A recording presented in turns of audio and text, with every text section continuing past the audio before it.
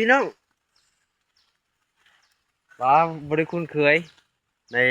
รอบหลายเดือนพี่น้องเลยมาหาเห็ดอีโอ้ยเห็ดเห็ดอย่างวะนี่เห็ดเห็ดเห็ดหน่อยเห็ดโป๊ะเห็ดโก้หรือเห็ดขาวนี่แหละพี่น้องเลยเห็ดตับนุ่มตามน้อยมากับอยู่กับช่องพ่อน้องมดคือเก้ามากับแม่น้องมดจะตีตันข้างกันนะเอามาหาเห็ดเนาะอ๋อมันบ้านเห็ดอ่ะก็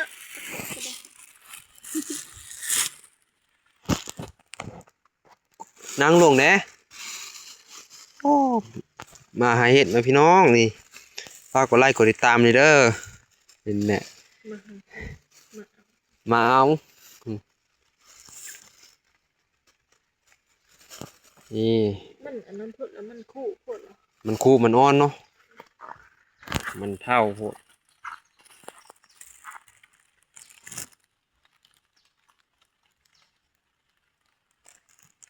บรรยากาศนี่ก็จะเป็น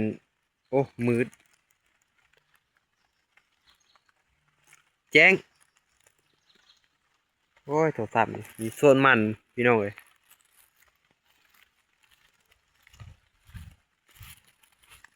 มากับแม่น้องมดแดงนี่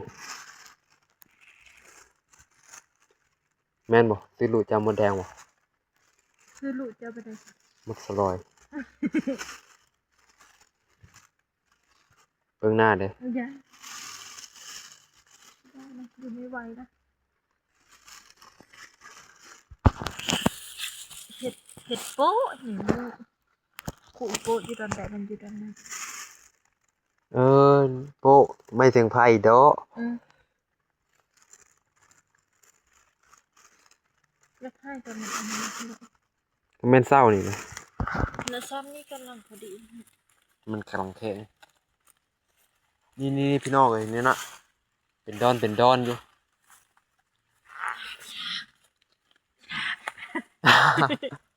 นี่นะดอนมันพอดีนะมาเอาเห็ดไงเนาะมีช่างบอก หลังจากที่ขึ้นดำหน้าแล้วครับมาเก็บเห็ด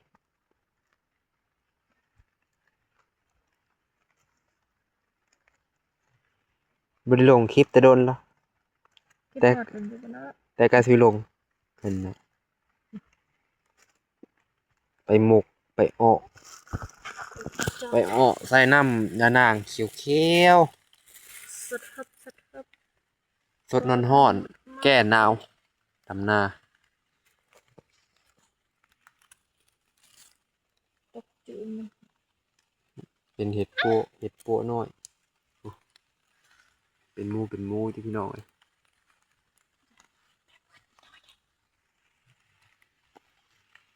มันจะขับเอาด้วยมันบ้านพูดมันโทษมันเท่ามันแก้โพดผู้ทางการเห็ดละโงกพี่น้องเลยผู้เป็นดอกใหญ่ๆผู้พี่อยู่ฟังนี่แหงไรจอยอยู่ต่อฟังห้วยนี่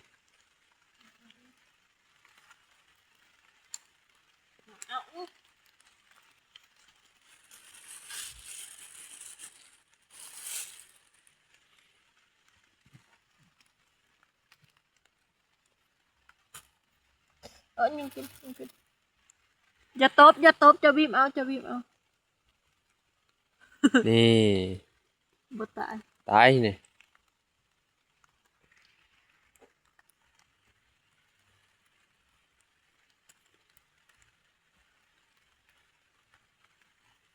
ก็มันวันนี้คือขึ้นสูงกว่าดอกมันเป็นสีล่มบ่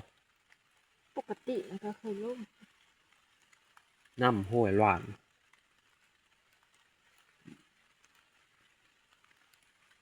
ตั้งบริมีชีวิตเลยมันก็นั่นเลย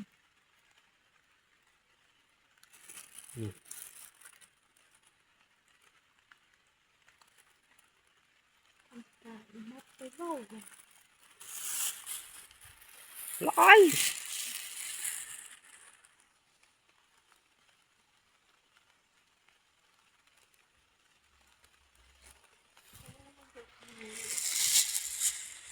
นี้เห็ดนะ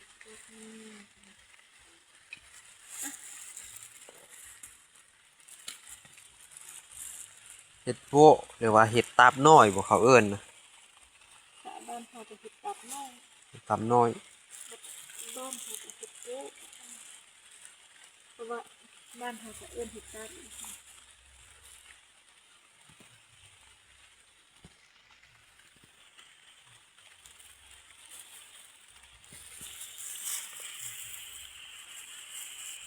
น้ำห้วยพี่น้องเอ้ย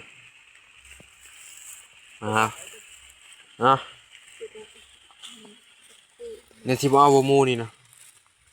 จะปืดเลย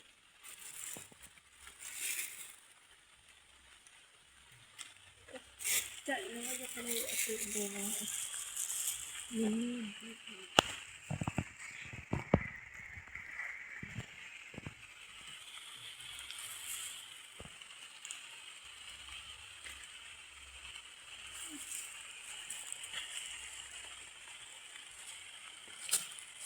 ไปโอ้พอบ่ แต่ก็เลิกเบิ้งสุดเลย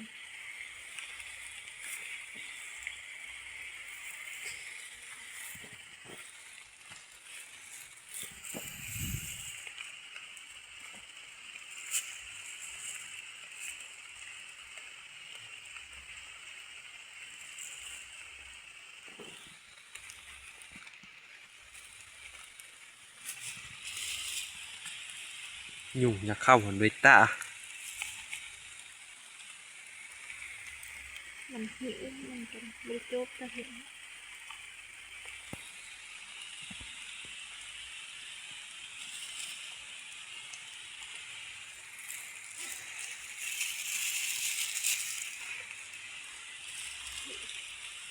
ที่มันอะไร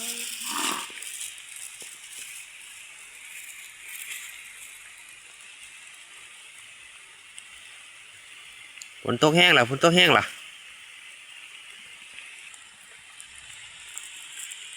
เห็ดตาบพี่น้องเลย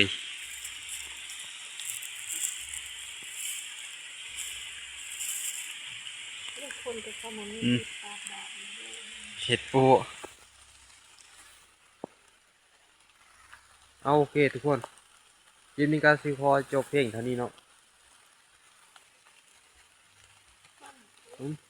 น้ำคลิปแรกเราก็ไม่ลงคลิปแต่โดนละ1 เดือนไปฝากกดไลค์กดติดตามแล้วกาแฟตอบรับดีกะจังได๋ละจักสิว่าอย่างใดเดี๋ยวสิถ่ายคลิปไปเรื่อยๆ